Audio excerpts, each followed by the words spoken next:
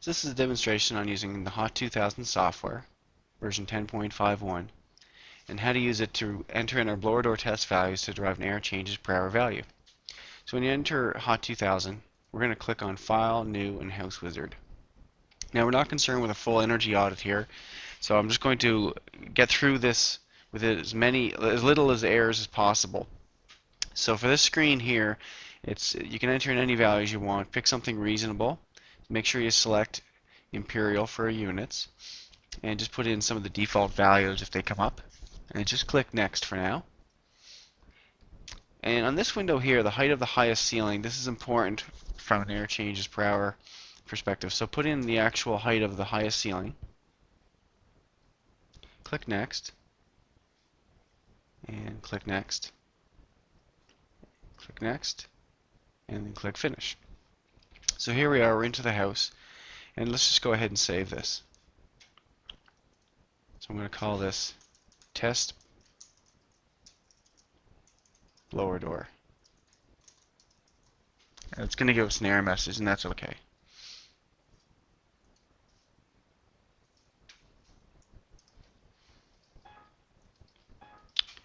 Okay, so there's a bunch of fields in here that we're not going to concern ourselves since we're doing a simplified blower door test. Click on the natural air infiltration tab and enter in the house volume.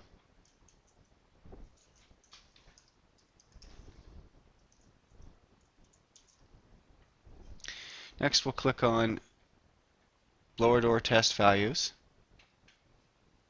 air leakage test data. So now we're ready to actually enter in the values.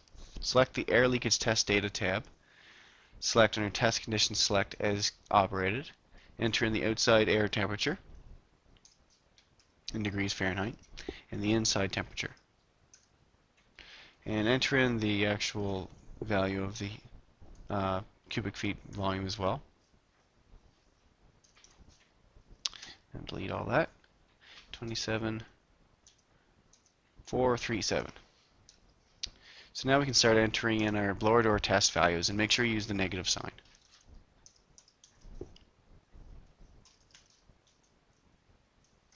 Oh, sorry. Under fan type, select Minneapolis Model 3 as well.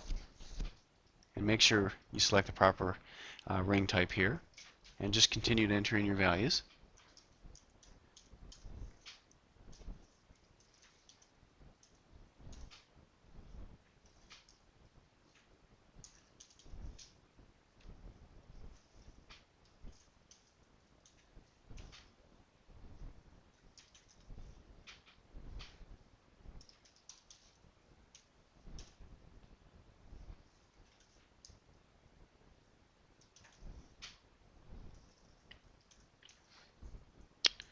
Okay, so I'm going to click Update, and we see here that our error percentage is below 3%, which is what we're going for, so that's good. Our relative error is less than 6, so that's good. We see our air change per hour rate here at 1.59, so that's our actual value we're going for, the air changes per hour at 50 pascals. We also need to make sure here that our correlation coefficient is not less than 0.9, which it is, and our flow exponent was between 0.5 and 1, which it is. So we can feel very comfortable that our number here for air change at 1.59 is an accurate number.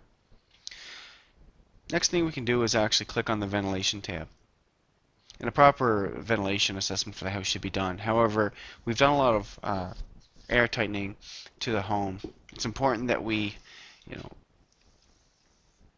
account for some of the ventilation needs for the house. Now that it's tightened up, it's not going to be getting a lot of natural ventilation.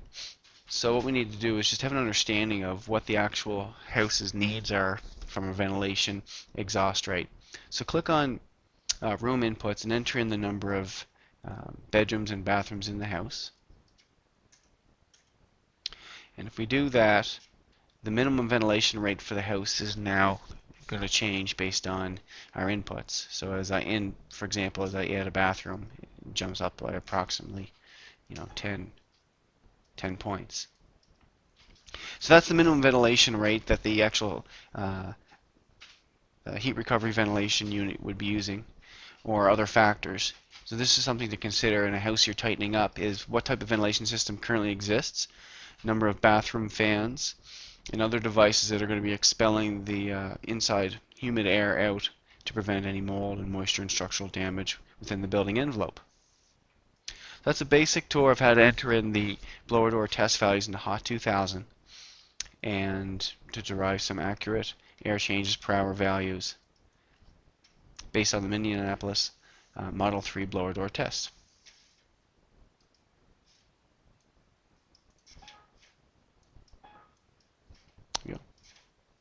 That's it.